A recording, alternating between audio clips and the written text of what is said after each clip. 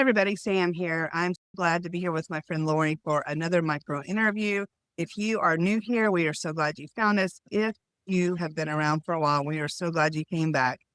I believe that you can create any life you want, one choice at a time. And maybe Lori will be sharing something today that could be something to spark you along on your journey to create a life and a business you love. So, Lori, I'm so glad we got connected from our mutual coach, Doug, and he was encouraging us to get connected and do these types of interviews. And when I was thinking of women, I'm like, okay, yeah, we've been circling the pond together a while, and I'm so excited to have you here. Share what I like to call just a little bit about your superhero origin story so everybody watching or listening can get an idea of who you are and how you help in the world. Awesome. Yeah, my pleasure. I was just one of these kids growing up that always wanted to be a mom. It was just so ingrained in me that I was going to be a mom someday. I was a town babysitter. I love babies. I loved it. And so I just grew up thinking I'm going to be a mom. This is my number one priority. And I'm going to be so good at it because I'm practicing at it. And I know it's going to be hard, but like, I've got this. And then I did grow up and I did become a mom. And there were some challenges that hadn't foreseen. And I found myself drowning in motherhood and thinking, "I'm not as good at this as I hoped I would be." In fact, I think I'm failing. And we ended up with 5 children, and I just adore them. I loved motherhood, but at the same time, I felt honestly like I just felt like I was never enough and I was never doing it right. And it just haunted me. And I kept trying to find like answers. Like, there's got to be some parenting answers here. Like, I need to break some generational patterns that have been going on that I don't want to follow. And I tried parenting books and I tried therapy and I tried mom groups and I tried all these things. And I pick up little bits and tidbits here or there that helped, but nothing that really transformed the way that I wanted to parent. And I was like, there's got to be answers and tools. And then I ended up deciding I'm going to get my master's degree in social work because surely I'll learn some tools there and it's going to help my family. And then I found life coaching and it totally transformed everything. And these tools that I've been waiting for and needing, there they were. And so I just was all in and I got certified as a life coach and I started using these tools in my family and I've been amazed at how much better I felt and how much more in control I feel like.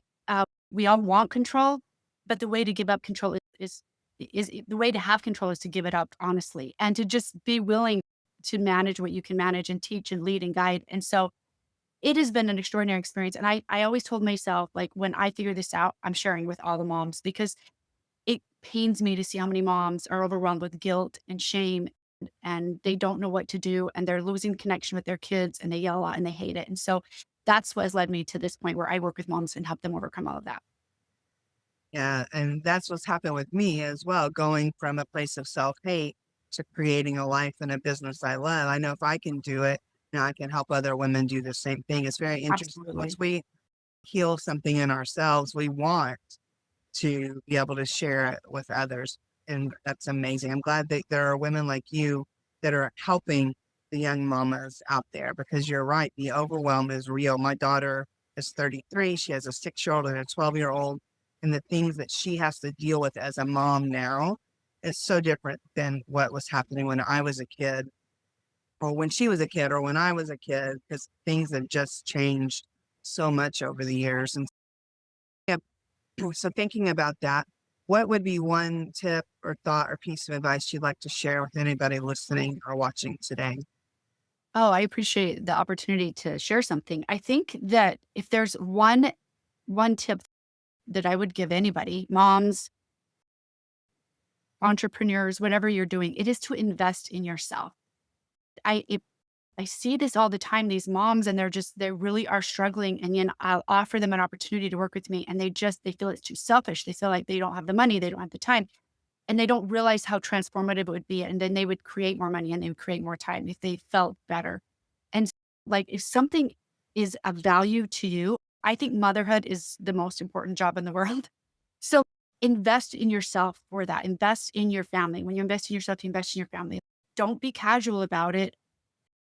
Don't, think that if you do that, you're selfish or you're off base. Like, you cannot invest too much in yourself because we're here to learn and grow and just learn the tools, trust yourself. And especially if you're a mom, just like, you're doing better than you think you are. I promise. Yeah, that's so good. And so I teach what I call the overflow effect. And it's where you keep your cup so full to the overflow that you give out of the saucer of your life. And if you don't keep that cup full, then you don't have anything to give. And I'm hosting the summit right now, the B word virtual summit. And one of the women, she was telling a very similar story. She's the cup is all mine. Cup is mine.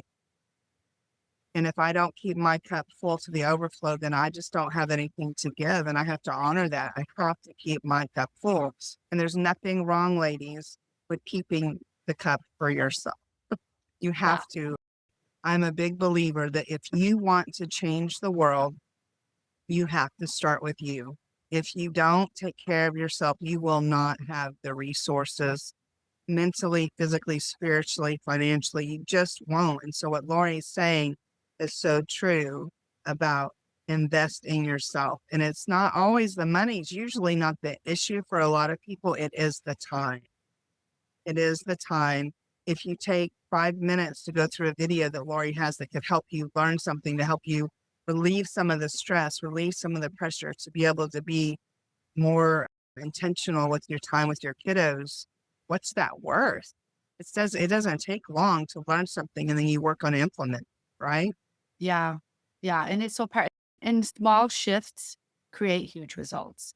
And so it is just the tiny little bits that you can learn and practice. We're all practicing motherhood. I think some people think you're either born as a mother or you're not. No, we practice it. We practice these tools. We learn them. We implement them. We practice them. We make mistakes. We fail. We try again. And we just offer ourselves a lot of grace. But yeah, if you don't invest in knowing what those are, then you don't have tools to practice. And so I think that is such a good analogy. I love the cup thing. You have to be full. You're an empty, you can't fill anybody else's cup. And moms run on empty far too much, as do entrepreneurs and a lot of other things people are doing. Like it's easy to get overloaded. So it's great advice. Yeah. And so, ladies, if you're listening to this, if you're watching this, I would encourage you, if you're struggling with anything related to what we talked about as a mom, entrepreneur, and you're looking for ways to take small pieces of information to implement, reach out to Lori. Her links are going to be around the video here where you can click through and learn more about her and how to connect with her. But just know that we are not meant to do this life alone. We were meant to be in community. And if you are struggling in an area, it's okay to ask for help. It really is. And sometimes it's just that one little thing of the prompting your brain of, I need a little bit of help with this and I need to decide who to reach out to. And maybe it's Lori, right? Maybe it's Lori. Yeah. Yeah. I love that. I think it takes so much courage. I think shame holds us back because we're like, that must mean I'm not good at this or I'm weak. No, the courageous people reach out for help. They're the ones who are like at the front line saying, yes, I want this. I'm going to create change. I'm going to transform my life. I deserve the best life possible. So I love that. And for me, with these links, probably the one that you'll get the most value of right now is just to join my tribe. And it's totally free. It is on Facebook. I hope you're not a Facebook hater. But there's always tools and a lot of connection there and it's just join us. You'll be able to stay caught up on the things that I'm offering most. So yeah, thanks. And as you were sharing that just now, it made me realize something that when I think about if a woman were to ask me, and I've had women ask me this, what's the most loving thing that you could do for your teenage daughter or your young daughter?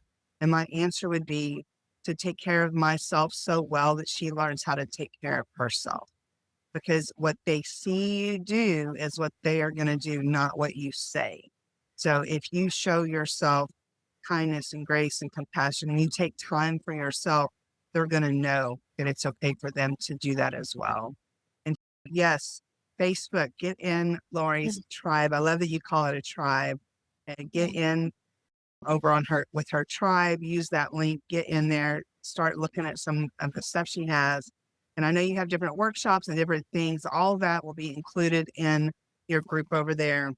Mhm. Just get connected. So I appreciate you, Lori, and I am Thank you, very Sam. thankful for how you show up in the world. No, it's my pleasure. Thanks again.